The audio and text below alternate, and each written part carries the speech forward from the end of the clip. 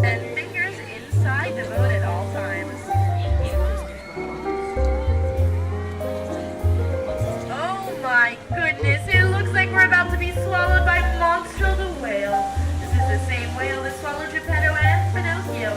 But not to worry, Pinocchio was a very clever little boy, and he lit a fire inside Monstro that made him sneeze his tail right off, giving us our very own entrance into Storybook Land. Vicky, look, Vicky. Coming up on our left is the cave of the big bad wolf. He's always trying to get across the water to the three little pigs, better known as breakfast, lunch, and dinner. Their homes on your right are made of straw, of sticks, and the last one on the hill is made of 100% wolf-proof bricks.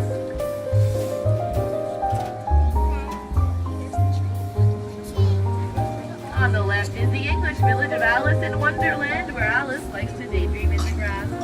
One fine day, Alice followed the white rabbit and fell down, down, down the rabbit hole all the way to Wonderland, a curiouser and curiouser adventure.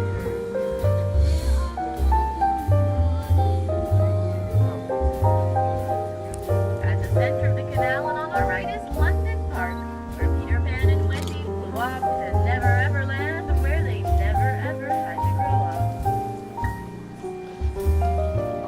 And directly ahead is the magical city of Agrabah. The Sultan's palace overlooks the marketplace where Princess Jasmine and Aladdin first met. They say that Aladdin is the Prince of Thieves, but the only thing he truly ever stole was Princess Jasmine's heart.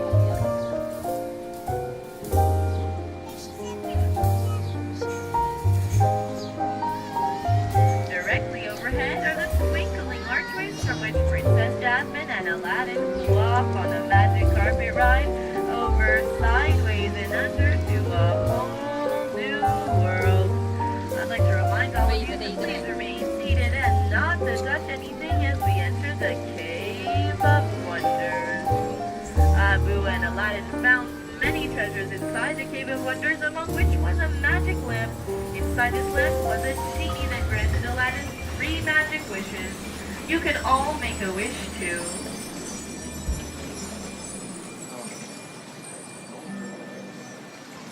Coming up on our right is the village of Snow White and the 7 Dwarfs. If you look just beyond the cottage, you'll hear the 7 dwarves in the jewel mine whistling while they work. And to the left is Cinderella's village. You may have spotted the blue-roofed chateau where she grew up with her evil stepsisters and stepmother.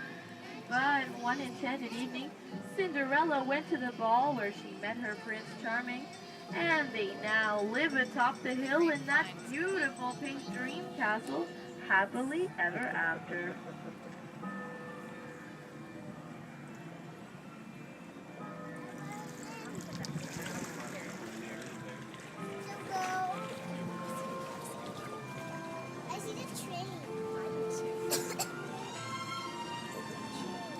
To the left is our giant patchwork quilt.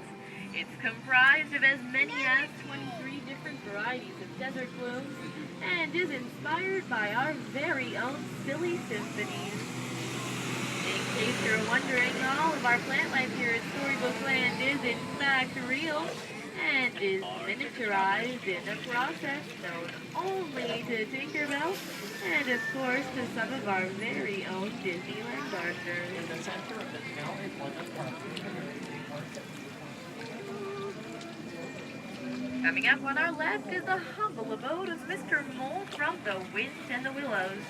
And right next door is the not-so-humble abode of his friend, Mr. Toad. It seems they're off again on a wild ride to nowhere in particular.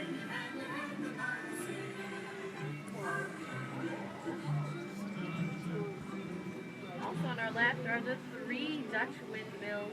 The one in the center was featured in Walt Disney's Academy Award-winning short, The Old Mill, where it was used to shelter animals during a storm. And directly ahead is the Alpine Village, where Geppetto wished upon a star from his wood carving shop to have Pinocchio turn into a real boy.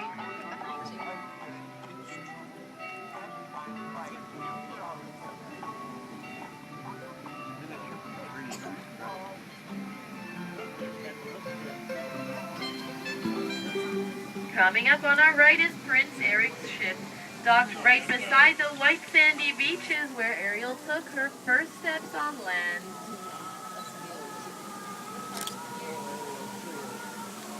And to the left is the city of Atlantica, where Ariel grew up with her father King Triton and 2 best friends, Flounder and Sebastian.